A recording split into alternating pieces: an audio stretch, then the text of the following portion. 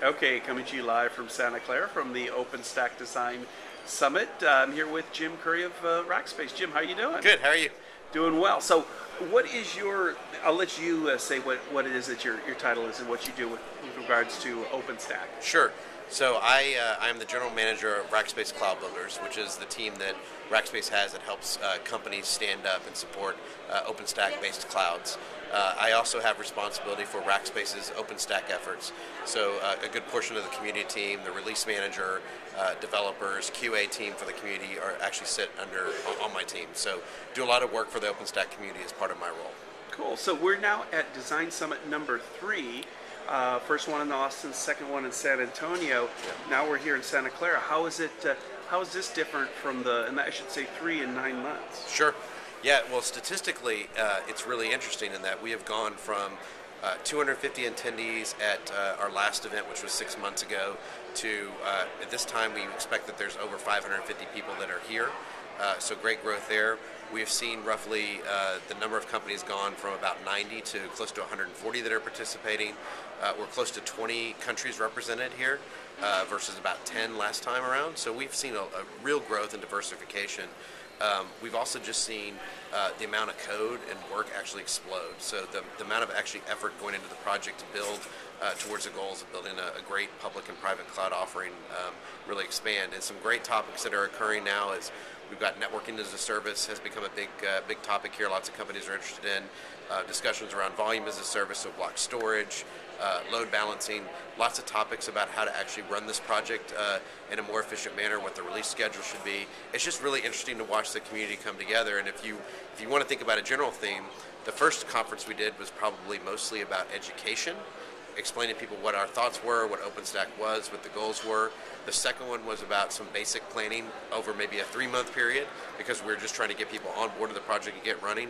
Now we're very much kind of caught up, got everyone caught up in the project. And we're now really starting to do some long-term planning and some real vision about where the community would like to see OpenStack go, not only in the next 3 to 6 months, but potentially much longer than that. Cool. So one thing I've noticed too is it seems to be the ecosystem's growing, whereas before you had a lot of large companies here and a few smaller ones. There seem to be a lot more startups that are here this time around. Sure. What have you noticed in that regard? Sure. Yeah, we have close to 60 participating companies now that are actually officially in OpenStack, but you could argue that the numbers maybe twice that in terms of actually active companies in the project.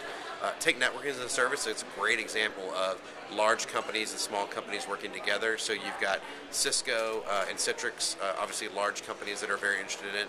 You've got smaller companies like Nicira, Midakura from Japan, who are also involved in that project. They're all collaborating to build something better. So those are guys who are working together to build better code. You also start to see more users here.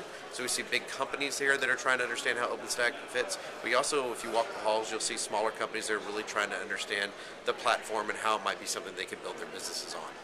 And so just to end up with, where do you see it going? When's the next release after this? When's the next Design Summit? What are your goals sort of between then and now and then? Sure. So a little bit of a breaking news there. I understand that I was not in the session this morning, but we're moving to a 6-month release cycle. So Diablo will now be, I believe, in the September-October timeframe. We're going to move to milestones, monthly milestones for the project. So we expect that the next 6 months we'll see a lot of things happen.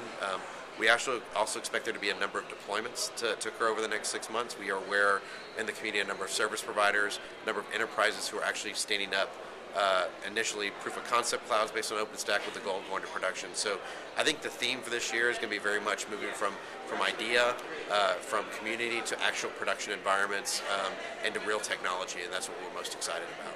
Excellent. And one last question is I already said that was the last one, but this is really you the get last into the second last one, sure. Yeah.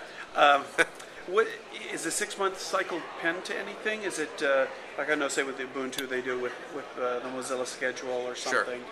Is there anything that you're pinning the 6 months to? Yeah, so we have tried to stay close to the Ubuntu release cycle so that the latest release of OpenStack is available prior to the latest release of Ubuntu. Something we just started doing. Ubuntu became kind of our reference architecture for OpenStack, and I think they've been a great partner to work with, so we'd like to have that be the case. But I think it's up to the community to determine what the right release plan and schedule is, and they're continuing to work through that. But that was the initial rationale. It seems like that's what we're sticking with at this point. Jim Curry, thank you so much. Thank you.